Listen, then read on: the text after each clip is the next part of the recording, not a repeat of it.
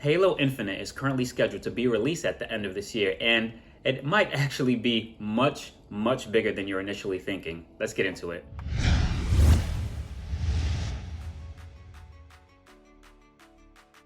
What's going on, y'all? Hoping you're all doing okay, hoping everything's fine. So today I want to talk about Halo Infinite and why I think Xbox is setting this up to be the biggest Xbox game ever. But before we get into that, please do me a favor.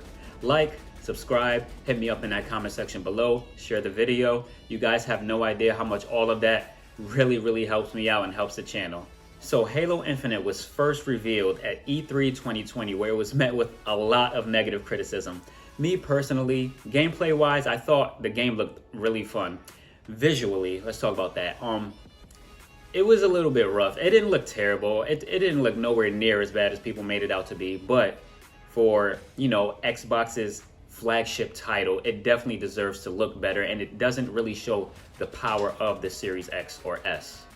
When I first saw the reveal, I thought the game it kind of reminded me of like Halo 5 graphics, but slightly better.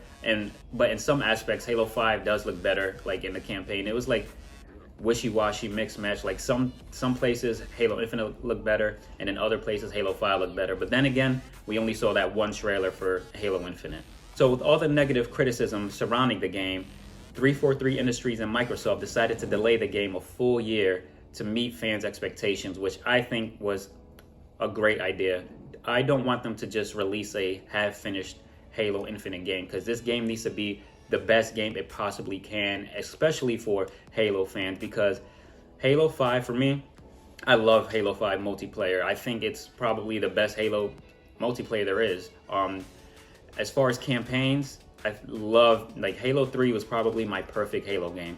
Amazing campaign, amazing multiplayer, and for me personally, Halo 3 is the best Halo game ever. And since Bungie left the Halo franchise behind, for me personally, it doesn't seem like 343 is able to meet our expectations of how great Halo is. But this upcoming game has massive potential to be the biggest Xbox game ever.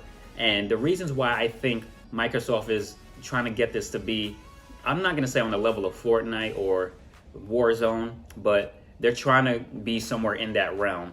The reason why I think they're trying to get there and why it may get there is because the biggest thing right here is the multiplayer is completely free to play. You can play it on, Xbox, you can play it on PC, you can play it on cloud, but that's the tricky part, because if you don't have a console or PC, you're gonna have to subscribe to Game Pass Ultimate to play it on the cloud, if I'm not mistaken. So I'm not entirely sure how they plan to work that out, because it won't be completely free to play if you still have to subscribe to Game Pass on your phone to play it if you don't have console or PC. So I'm sure they're going to try to figure something out there. Another massive thing about this game is that it supports cross-play and cross-progression. So no matter where you play on PC and then you switch over to Xbox, your progress is going to be there with you. If you have friends who game on Xbox and you're a PC gamer, you guys can play together, no issue.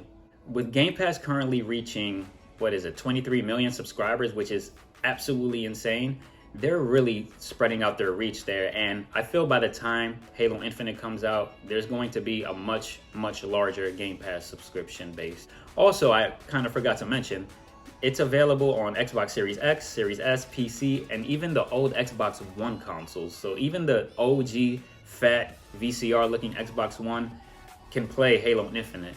And I know they're creating different versions for these consoles. Like Xbox One has its own version, the Series X and S have their own version, and PC has their own version. So I know a lot of people are gonna say like this game, like because it has to run on Xbox One, is gonna hold back the other versions. That's not the case at all. They're building completely different versions per console, per platform. And 343 has been releasing these stunning screenshots of the game. Like the game is looking so much better, but also these are just screenshots, and I'm I have to see it in action to believe it. So I would like to see actual gameplay played on a Series X or S console or on a PC. So I'm absolutely certain when this game comes out, it's going to look much better. I'm not sure if it's going to be the best looking Xbox game that there will ever be, because Gears, the technology behind that engine, it looks amazing. But I know for a fact Halo is going to look great. So with Halo being available on so many different platforms,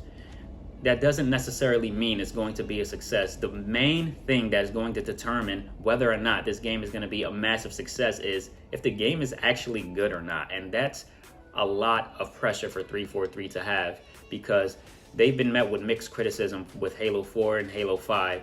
So there is a lot of pressure on them to deliver the best, pretty much the best Halo experience ever. It doesn't matter how much money Microsoft puts into this game, how many millions and millions of dollars they put, how many platforms they put it on. If the game sucks, then there's no reason to play it. Also, with that being said, I highly doubt this game is going to be bad. The multiplayer, at least.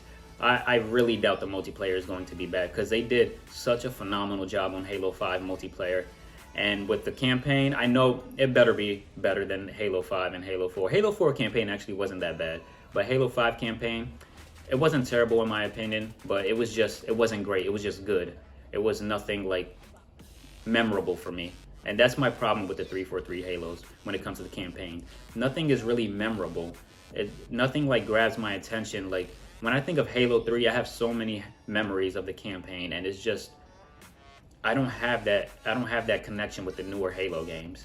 So as I briefly mentioned earlier in this video about gaming on mobile through xCloud, I wonder if they have any plans. I know a lot of people might not like this, but maybe if they build a version specifically made for mobile devices like Halo Infinite Mobile that only includes the online portion, that will help the game be massively successful. But I don't know what they're going to do with that. I guess we're just going to have to wait and see. But I know for a fact, console, PC, we're going to be good. And I wonder even if like PS5, I'm not sure if the PS5 console has like a web browser.